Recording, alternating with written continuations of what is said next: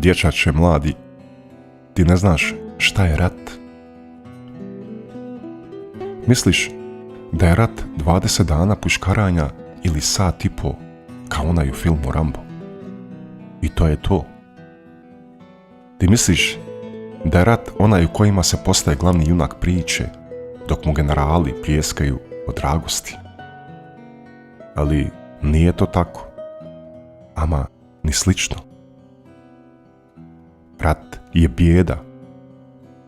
A bijeda je onda kada zimskim noćima čamiš u rovu cvokućeš zubima i jedeš onaj suhi hljeb kojeg jedu i pacovi sa tobom u rovu i moliš Boga da ne dobiješ mišu u groznicu. Dok se ponekad okreneš ka komandi i čuješ smijeh, kikote, muziku i pijane kurve koje su došle na poziv vrlih komadanata da im dižu moral.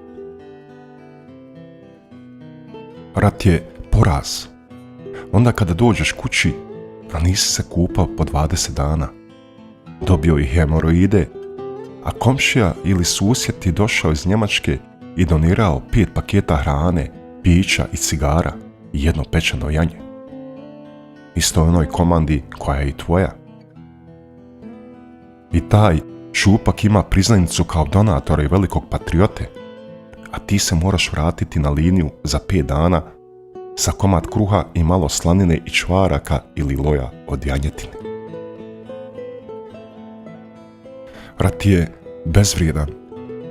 Onda kada neki trećerazredni tatin sin, a sada neki sa činovima te pošalje da probijaš liniju, pa izgubiš 2-3 svoja najbolja druga ili rođaka. A onda kada probiješ liniju, dobijaš naredbu vraćanja na početni položaj. A ti, sav prljav, prestrašen, slomljen, gledaš mrtva tijela svojih prijatelja i rođaka i pitaš se zašto poginuše ovi. Pa se počneš osjećati kao ništarija.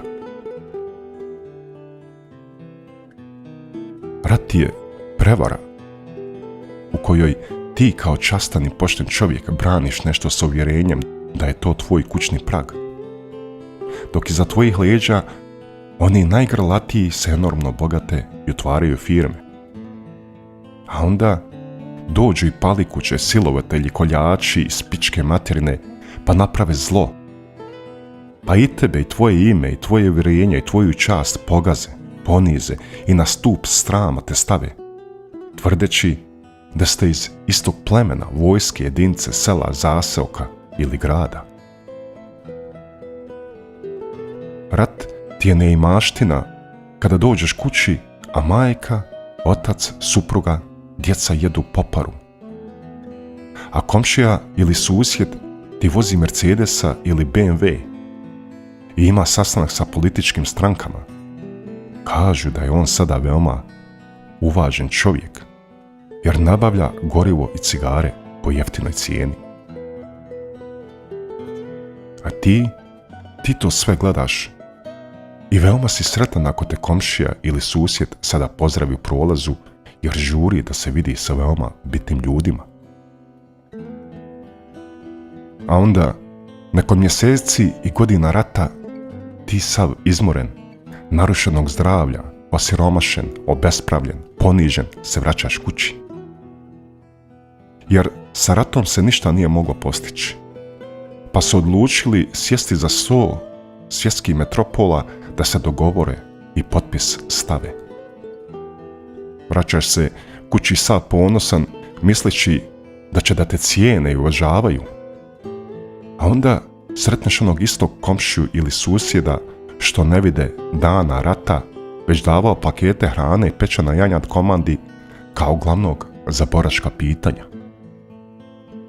A onda sretneš i oni koji prodavaše gorivo i cigare, ali sada u sudu kao glavne sudije, zdravstvu kao zdravstvene ministre, u ministarstvu kao izaslanike za stabilnost i mir, u vladi kao vlastodršce. Svi oni i oni postadoše veliki, pametni, cijenjeni, vozaju najbolja auta, otvoriše desetine firmi, zaklada, ustanova i osnovaše stranke. A ti si dobio potvrdu kao borac 4. kategorije i imaš pomoć od 50 maraka. Tako i onaj na drugoj strani i trećoj strani. Postali ste kolateralna šteta i višak društva. Okrećeš se oko sebe i gledaš i misliš se pogubio drugove, pogubio rođake, prijatelje. I sada stojiš sam, samcat sa potvrdom u ruci.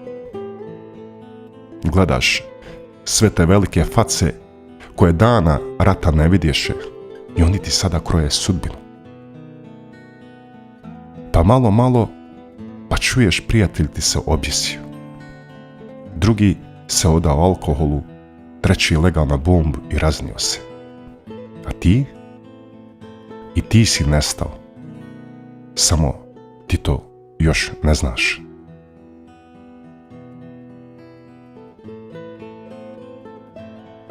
Rat je zlo, a to zlo se uvijek sruči na sirotinju. Zato, moj dječače, dobro razmisli kad pričaš o ratu.